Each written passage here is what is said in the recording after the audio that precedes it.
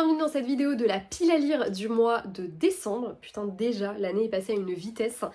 Cette pile à lire a changé un peu à la dernière minute parce que j'ai décidé d'y inclure les livres de la bibliothèque que j'ai empruntés dernièrement parce que je me dis, je sais que je vais les lire, c'est absolument sûr, donc autant qu'ils rentrent dans la pile à lire et que j'ai un peu l'impression de cocher les cases de ma pile à lire. Parce que spoiler alert, pour le mois de novembre, j'ai pas lu un seul livre de la pile à lire que j'avais décidé parce que j'ai lu quasiment que des bouquins de la bibliothèque. Voilà.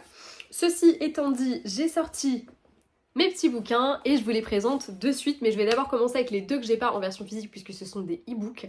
Le premier, il s'agit de...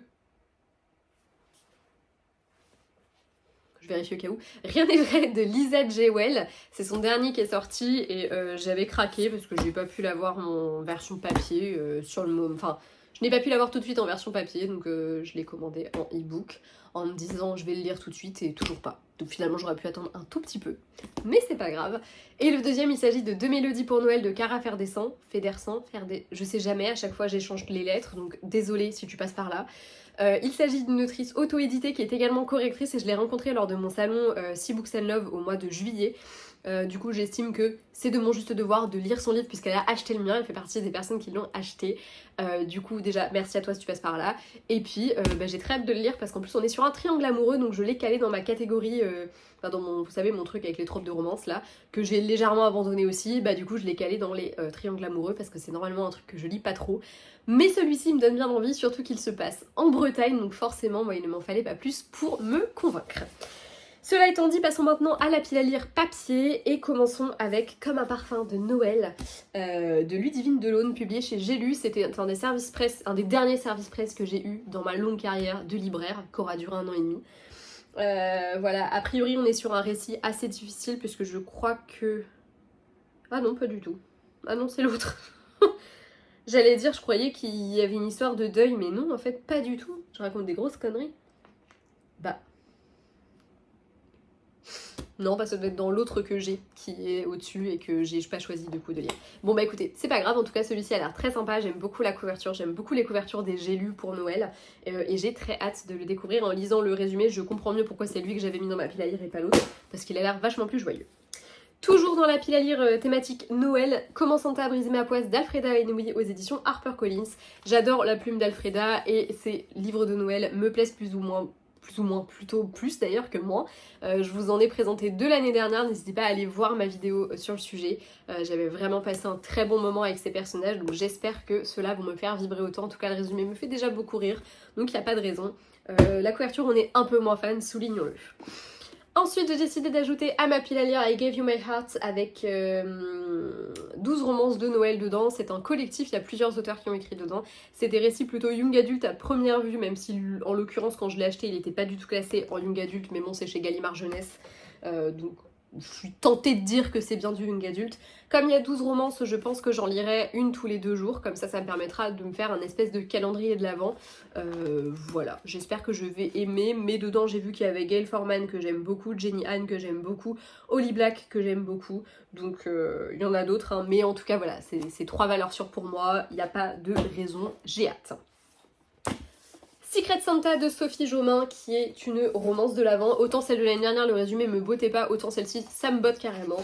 On est chez Ozu et on est sur des chapitres qui sont fermés et qu'on ouvre tous les jours pour en lire un jusqu'au 24 décembre. Voilà, mon calendrier de l'Avent de cette année, c'est ça, et un calendrier de l'Avent thé. Je trouve que le mélange est parfait. Ça me permettra de boire mon petit thé en lisant mon petit chapitre et potentiellement ma petite nouvelle quand on sera le bonjour. Voilà, j'ai très hâte déjà de le découvrir. Et puis surtout, je trouve que le format est tellement sympa et tellement ludique que ça ne peut que me donner envie. J'ai hâte. Maintenant, j'ai très peur de très mal ouvrir les trucs. Le chapitre, déjà, ça commence à moitié à se barrer en cacahuète. On espère que ça tiendra jusqu'au 24. Ensuite, on passe du coup au livre de la bibliothèque. Déjà. Le premier, et lui je l'avais mis de toute façon dans ma pile à lire, je n'avais juste pas forcément programmé qu'il tombe à ce moment-là à la bibliothèque, donc très contente d'avoir pu le récupérer. Il s'agit de Telle mère, telle fille de Kimberly McCreight aux éditions Hauteville. Je suis très fan de Kimberly McCreight, j'ai lu quasiment tous ses romans, il me reste du coup lui à lire et celui qui vient de sortir en poche, Là où elle repose, que je devrais m'acheter ou... Ah, quoique je crois que je l'ai acheté en e-book aussi. J'ai peut-être un peu craqué mon slip en e-book dernièrement, donc je ne sais plus ce que j'ai, mais je crois que je l'ai en e-book. Je sais plus. En tout cas, j'adore sa plume et je trouve qu'elle fait des polars domestiques assez cool et j'ai très hâte parce que le résumé me plaît énormément. Donc très hâte de le découvrir, ce sera potentiellement une de mes premières lectures de décembre. J'ai également emprunté La Maison des Mensonges de John Marrs chez City. John Marrs, j'ai lu un roman de lui, je crois que ça s'appelait âme sœur et c'était vraiment super bien. C'était un thriller un peu futuriste, dystopique et j'avais trouvé le concept super bien foutu. C'est un récit choral, on suivait plusieurs histoires en même temps et c'était trop bien, j'avais grave kiffé. J'espère que celui-ci sera à la hauteur. On a l'air d'être dans un truc complètement différent, mais un thriller qui a l'air quand même de tenir en haleine, donc je vous en reparle très rapidement parce que pareil, je pense que ça fera partie, c'est sûr, en tout cas de mes premières lectures parce qu'en ce moment je suis un peu dans ma vibe thriller, du coup j'ai très envie d'en lire.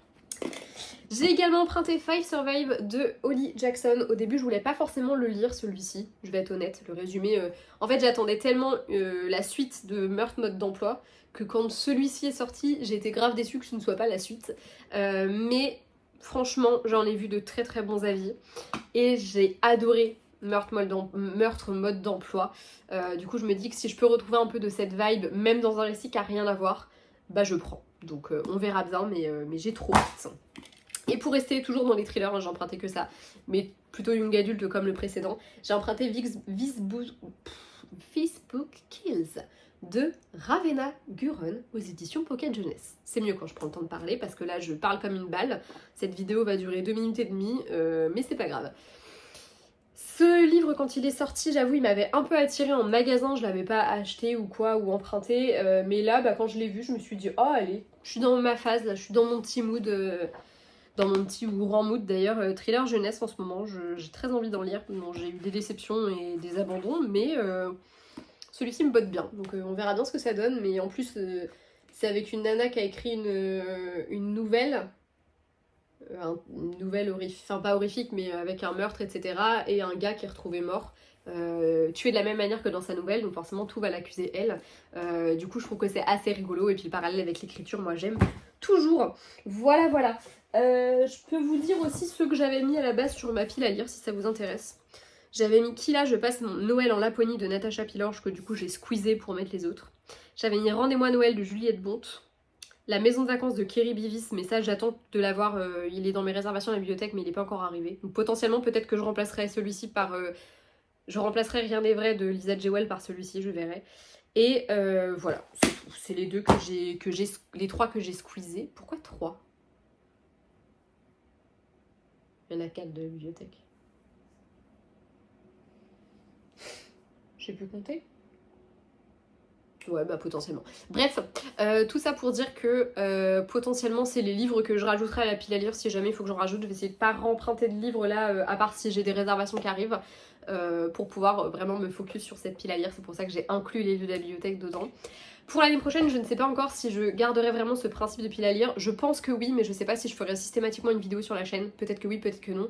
Par contre, c'est sûr que j'en ferai une sur Insta. Je vais essayer de rendre l'Insta un peu plus attractif. Et peut-être que vous avez déjà remarqué quelques changements sur la chaîne et sur le compte Insta, puisque j'ai changé le nom de la chaîne et du compte Insta. J'ai changé la bannière de la chaîne, il faut que je fasse des ajustements parce que selon où est-ce que vous la regardez, la bannière n'est pas complète et c'est un peu la merde parce que du coup le nom est coupé, donc c'est complètement con. Voilà, c'est quelque chose que je vais aborder un peu plus en long, en large et en travers dans la vidéo bilan que je vous fais tous les ans. Mais voilà, je pense que j'arrivais à bout. Normalement je devais faire les changements pour 2025. Mais j'ai voulu commencer un peu à y réfléchir là et ça bouillonnait trop dans ma tête, donc j'ai changé tout maintenant.